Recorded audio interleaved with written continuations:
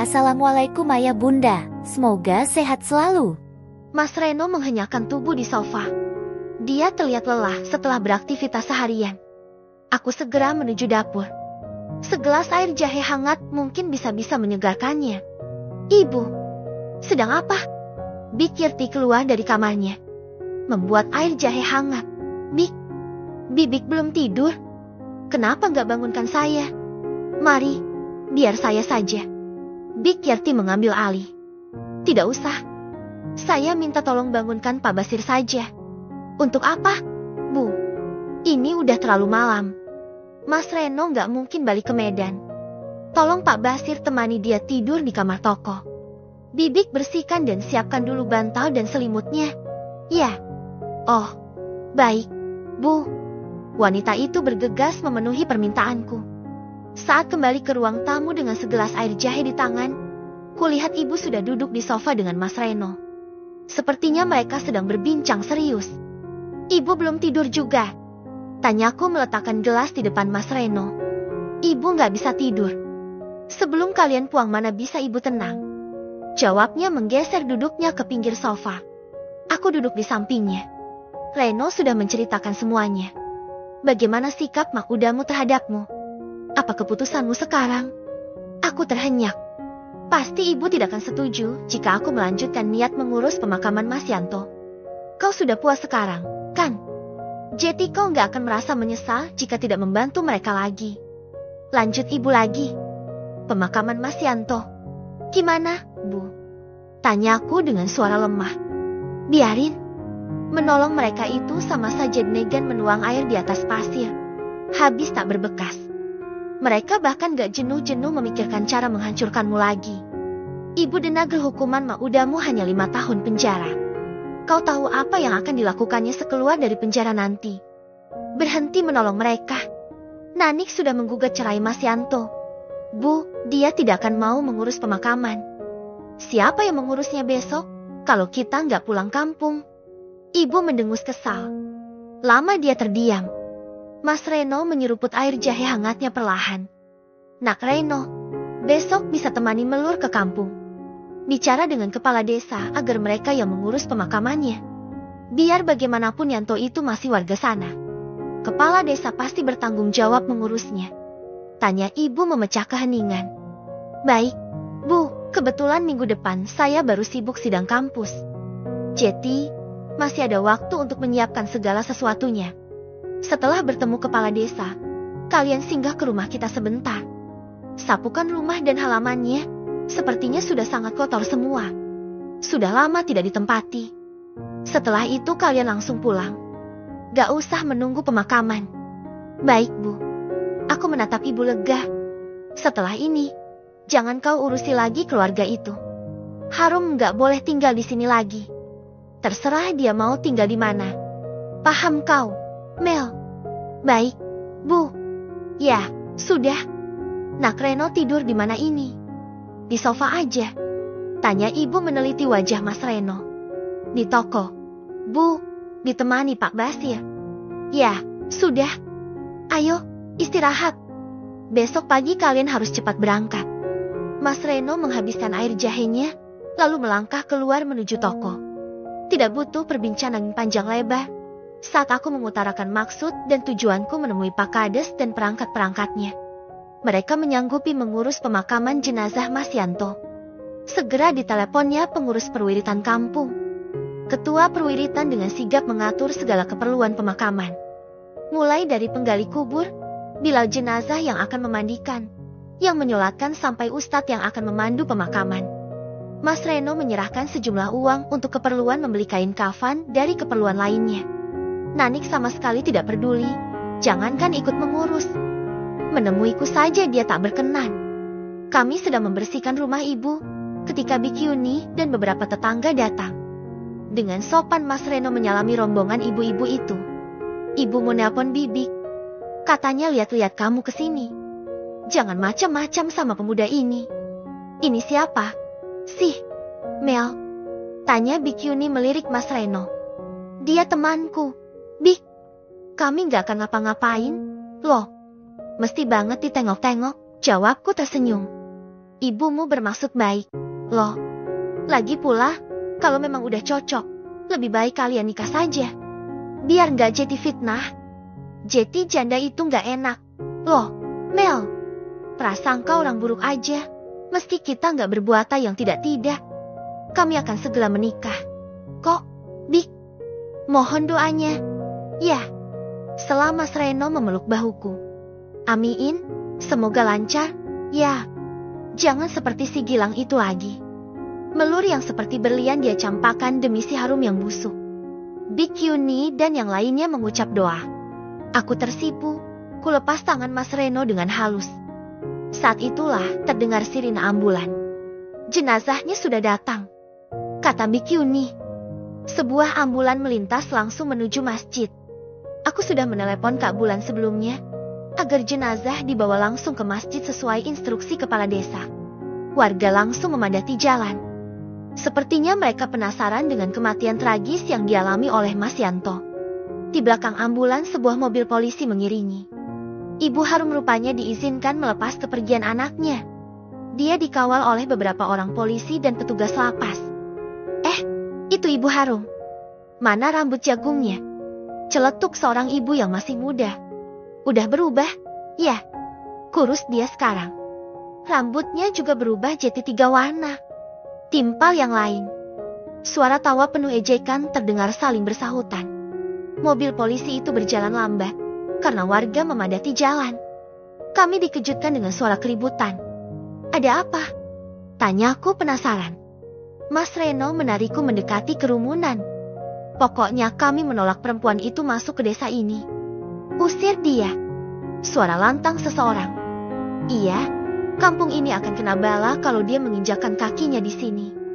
Mereka keluarga terkutuk. Kami gak mau kampung kena sial. Teriak yang lain. Setuju. Usir mereka. Tolak jenazah sial itu. Setuju. Kampung kami ini kampung orang bersih. Enggak ada sejarahnya narapidana dari kampung ini. Apalagi mayat yang mati bunuh diri. Sial itu. Pergi sana. Bawa pergi mayat itu. Usir keluarga pelakor itu. Usir keluarga penjahat itu. Penculik. Sampah masyarakat. Teriakan-teriakan itu kian membahana. Ambulans dan mobil polisi tak bisa melanjutkan perjalanan. Seorang polisi keluar dari mobil. Sepertinya dia bernegosiasi dengan Pak Kades. Mak Uda juga keluar dengan dikawal 2 orang petugas. Apa maksud kalian ini? Hah? Teriaknya tiba-tiba. Maksud kami, kau dan anak-anakmu tidak boleh menginjakkan kaki lagi di kampung ini. Termasuk jenazah kalian sekalipun. Haram hukumnya tanah kampung ini dipijak oleh keluarga busuk seperti kalian. Apalagi akan ditanam. Pokoknya kami seluruh warga sepakat. Kalian tidak boleh lagi masuk ke kampung ini. Setuju. Sahut warga bersamaan. Saya mohon, bapak-bapak, ibu-ibu. Anak saya sudah mati. Izinkan dia dimakamkan di samping makam ayahnya. Tolong. Mak Uda menjatuhkan dirinya di tanah. Dia bersimpu di hadapan para warga. Tidak bisa. Mengingat suamimu dulu baik, maka dia kami izinkan tetap di makam itu. Kalau tidak, makamnya pun harus kau bongkar. Bawa pergi semua. Tegas mereka lagi. Mak Uda menangis histeris. Harum dan Kak Bulan keluar dari ambulan. Berjalan lemas menghampirinya. Bagaimana ini, Bu? Tanya Harum memeluk bahu ibunya. Tiba-tiba perempuan berambut 3 warna ini bangun. Tatapannya nyalang menatap semua warga. Kalian kejam. Kalian tidak tahu apa masalah yang sebenarnya. Kenapa kalian memvonis kami seperti ini? Ini semua karena Melur. Harusnya kalian menyerang dia, bukan kami. Teriaknya mengagetkan semua warga. Aku terkesiap. Mas Reno dan Bik Yuni mengusap punggungku. Sabar, Mel. Jangan terpancing, kata Mas Reno menenangkanku. Aku tenang, tapi bibiku tidak. Bik Yuni berjalan dengan langkah penuh emosi ke hadapan Mak Uda. Kau bilang apa? Ini semua karena ponakanku, Melur. Ya, ini semua karena ponakanmu yang gak tahu diri itu. Dia tidak terima Gilang lebih memilih Harum anakku. Dia fitnah aku dan keluargaku melakukan yang tidak pernah kami lakukan. Dia yang dengan licik mengarang cerita seolah aku yang membakar rumah mantan mertuanya. Padahal dia yang melakukannya karena sakit hati. Diceraikan Gilang. Kami gak akan percaya dengan mulut busukmu. Iya, gak usah banyak cerita. Usir mereka dari sini. Usir jenazah itu. Usir. Warga kembali meriakinya. Kepala desa tak berdaya mendinginkan kemarahan warga. Setelah berunding dengan pemuka desa dan polisi, akhirnya mereka memutuskan akan membawa jenazah Mas Yanto kembali. Entah di mana mereka akan menguburkannya. Ayo, kita pulang. Kita sudah berusaha, tapi kemarahan warga pada mereka tak bisa kita lawan. Mas Reno menepuk bahuku. Aku bergeming. Rasa iba menyeruak di hati. Terbayang almarhum Pak Uda. Betapa sedih hatinya menyaksikan semua ini. Jangankan dalam keadaan hidup, dalam keadaan mati pun keluarganya sudah ditolak. Jangan sedih. Biarlah. Itu pelajaran buat mereka. Semoga dengan ini Harum dan Ibu ya segera bertobat. Kamu sudah cukup berusaha menolong mereka. Kita pulang, ya. Mas Reno membimbingku kembali menuju mobil. Semua ini gara-gara kamu. Aku dan Mas Reno terkejut. Harum tiba-tiba datang menyerang. Tangannya mencengkram rambutku dengan kencang. Spontan aku melawan. Ku terjang perutnya dengan kaki sekuat tenaga. Rasa kaget dan sakit di kepala karena jambakannya membuat tenagaku berlipat ganda. Perempuan itu terjungkal. Dia tercampak jauh, mengadu kesakitan memegangi perut. Harum, apa yang kau lakukan pada anakku perempuan busuk? Mak Uda ikut berlari mengejarku, tapi tak bisa berbuat apa-apa karena petugas segera mencengkramnya. Tolong, sakit. Jerit Harum. Wajahnya pucat seperti mayat. Keringat jagung membanjiri kening dan lehernya. Kak Bulan dan beberapa warga membantunya bangun. Tapi tak sanggup lagi. Kau, Minerjang, perutku. Kak Mel, sudah, ku bilang, perutku sakit. Kak, sakit. Perempuan itu pingsan. Tubuhnya langsung dimasukkan ke dalam ambulan. Harum yang pingsan beserta jenazah abangnya dibawa kembali keluar kampung. Diiringi mobil polisi yang membawa ibunya di bawah pengawalan petugas penjara. Sudah, aku risau. Ayo, kita pulang. Mas Reno mengusap-ngusap punggungku. Bik Yuni dan warga lain langsung mengerumuniku. Alhamdulillah. Mel, kamu hebat banget. Kenapa enggak dari kemarin kamu buat seperti itu? Terjang sekalian sama ibunya. Itu. Kenapa baru sekarang? Teriak mereka riuh. Harum mengeluh sakit di perutnya setelah operasi pengangkatan rahimnya kemarin. Aku gak sengaja menendangnya tadi. Aku kaget aja. Tiba-tiba rambutku dia jambak. Kataku membelah diri. Kamu gak salah. Pokoknya kalau sampai dia memperkarakannya, kamu hubungi aja kami. Kami siap membelahmu. Kami akan datang berduyun-duyun ke pengadilan. Kami ada di pihakmu. Mel, terima kasih, ibu-ibu. Saya juga tidak akan gentar bila hal itu terjadi. Saya tidak peduli lagi sekarang. Mereka gak ada kapok-kapoknya nyakitin saya. Udahlah, saya juga udah capek. Iya, bagus itu. Tapi, ngomong-ngomong, kapan kalian diresmikan ini? Pestanya jangan lupa undang warga sekampung ya. Mel, goda salah seorang mengalihkan pembicaraan. Hei, Mel, usahakan lebih meriah dari yang pertama. Pesta di gedung, buat juga pesta untuk kami orang kampung ini. Kalau di gedung, kami rada payah. Enggak biasa. Celetuk yang lain.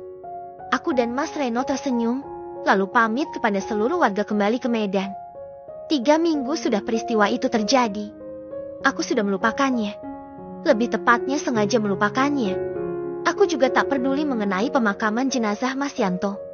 Entah di mana mereka memakamkannya. Pun dengan penyakit Harum. Sempat juga aku menunggu panggilan dari pihak berwajib. Kalau dia memperkarakan perbuatanku waktu itu. Aku siap menghadapinya. Nyatanya hal itu tidak terjadi.